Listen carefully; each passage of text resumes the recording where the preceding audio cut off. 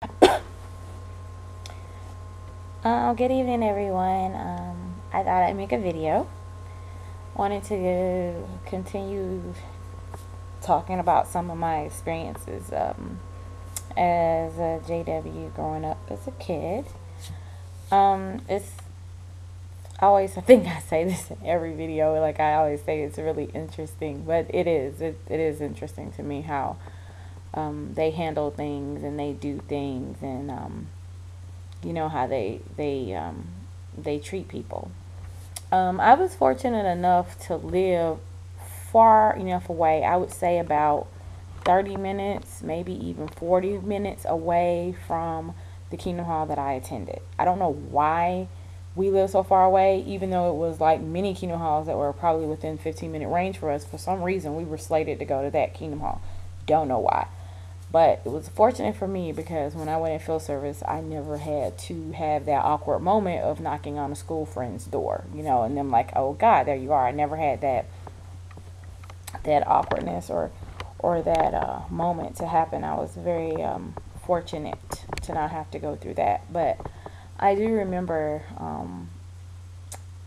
I never was really allowed to, of course, like everyone else, no saluting the flag, no birthday parties, no Christmas, none of that. So typically every year about, just before school's let out for Christmas break, my parents always took me out of school 2 weeks prior to that, because during that 2 weeks was a time frame of when people would make, their little Christmas ornaments and things, and they didn't want me to have to be a part of those type of projects.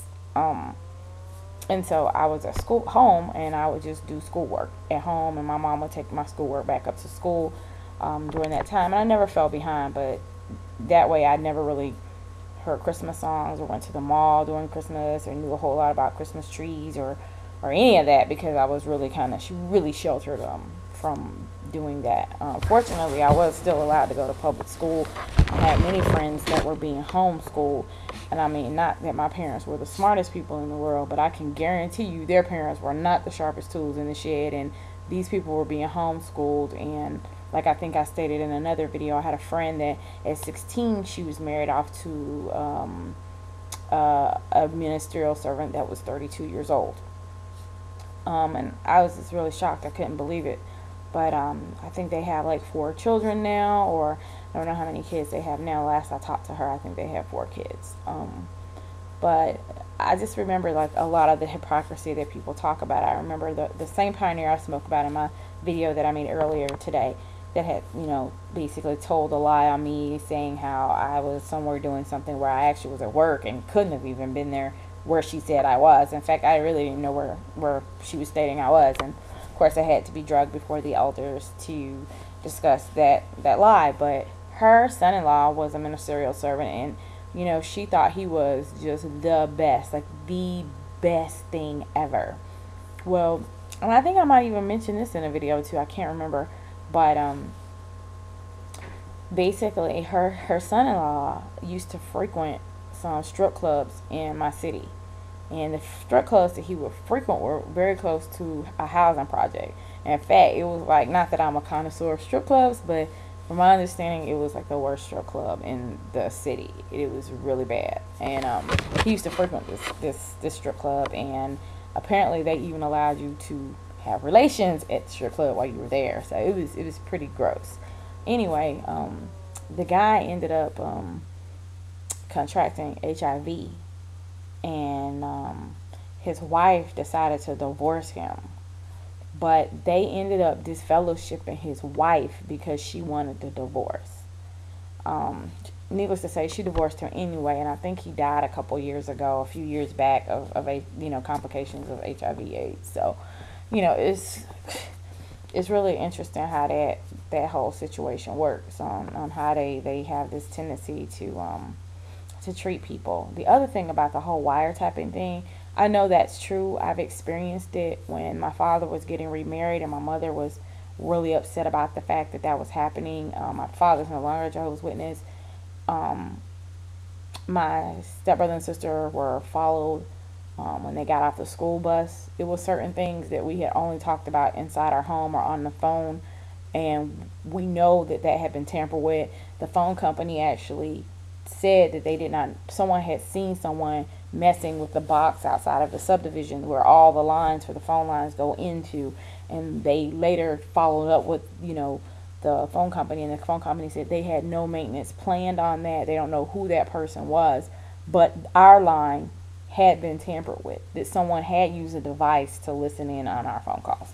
So it got to the point where my father ended up having to have undercover police officers at his wedding, that took place at his home. So definitely they do stalk. They do that all the time. The other thing I wanted to talk about was just, like I said, I was talking about, me growing up as a kid as a JW, and just, experiences that I had. I always felt much more comfortable at school because school was where I kind of lived and I thrived, and I really was the person that I am now. I was my true self. I got, you know, encouraged to be more than what I was, and, supported.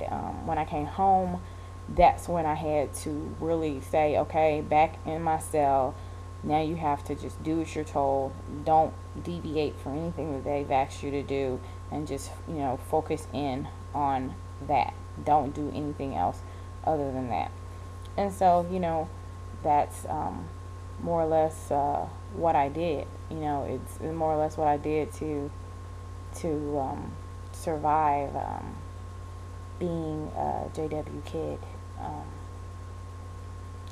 I remember sitting in the Kingdom Hall and them giving a talk about being how submissive women needed to be. I think I was small enough to fold my legs into the chair, so I probably was at least, I would say, no older than 8. But I remember saying to my mom, I leaned over to her and I was like, if I have to be that way, then I'll never be married. It'll never happen. Because I can't be this woman that they're expecting me. And I saw that at 8 years old. Like, wow, this is kind of crazy that these people, just want you to just totally lose yourself and who you are. It's it's really interesting. Also, I remember being young, and when they would talk about apostates at the district conventions, and they would say, we have apostates here, I would get really afraid because I didn't know what that actually meant or how that actually looked, or I never actually saw the people, but I just, I never really quite got it or quite, understood, what was going on. In my congregation, no one liked my mother. All the women were attracted to my father, and they would invite my father to things. Me, my sisters, but would not include my mother. They didn't like her because they were attracted to my father. So it was just a really, really interesting dynamic that took place in the various Kingdom Halls that I went to. Like I said, I remember, the one congregation I went to, and, as I stopped going, and of course one of my excuses for not going was, I have so much homework, and of course my mom really couldn't help me with my homework because all my classes and studies were advanced, so she would let me stay home. But I think that kind of, started to get noticed, and I think that's why I even got called in by the elders even more so. It was interesting. I remember I had gone out, this is probably when I was 18 or 19. This is when I was trying to really kind of get on my way out. I went to a club, and I remember standing outside, and this guy started hitting on me, and I was just like, not interested. And he was like, well, I'm a minister. And I was like, oh, really? He was like, yeah. Oh, yeah, he was a Jehovah's Witness. And I was just like, okay, this is ridiculous. What are you even doing here? Yeah, I'm a ministerial servant, and blah, blah, blah, blah, and all of this. And I'm like, really? Okay. Like, I don't get these people. I think they're just a bunch of elitists. They like the fact that they feel like they have the golden ticket and no one else has it. So therefore, they want to protect that eliteness because they don't have an education. They don't have any other type of thing to fall back on to boost their self-esteem or any of that. For that matter, it seems as if this organization just likes to use people for whatever resources they have, whatever that is or whatever they might be. actually, there is a famous basketball player. I won't name his name, but he actually, I used to spend a lot of time with their family, and his mom was a Jehovah's Witness, but he wasn't. He really wasn't dealing with it at all. But it was just really interesting. You know, they had me hanging out with them in that situation because they felt like if I hung around him and the celebrity status portion of it, she was a Jehovah's Witness, it would make me want to stay within the organization. Didn't really work. It didn't work because for various reasons. It's just I wasn't doing anything to get in trouble, but you know, I realized that I just lived in an ongoing situation where there was no love or nothing. You constantly just got told what to do. You were never good enough. You could never measure up. You always had this perfection that you could never measure up to. And that's one of the things I still struggle with in my life, of having that, always needing to be perfect at everything that I do. You know, I'm very analytical, so perfectionism is something that I just latch on to, and it's very difficult to break free from. I just wanted to share a little bit in this video. Typically, most of my videos, I don't really write things down. I think about it for maybe a few minutes before I start my video. If it doesn't turn out the way I want to, then that video doesn't get posted. If it's semi-okay and I like it, then I go ahead and post it. But I just want to say thanks to all the supportive people who've supported my channel and just put supportive things on here. And, you know, just the whole XJDub community that's out there. Because a lot of this helps me through, you know, my own personal therapy and trying to get myself where I feel like I need to be, just mentally and just moving forward with my life. So I definitely appreciate it. Like I said in, I think, my other video, you know, I'm having to let go of a lot of people in my life right now.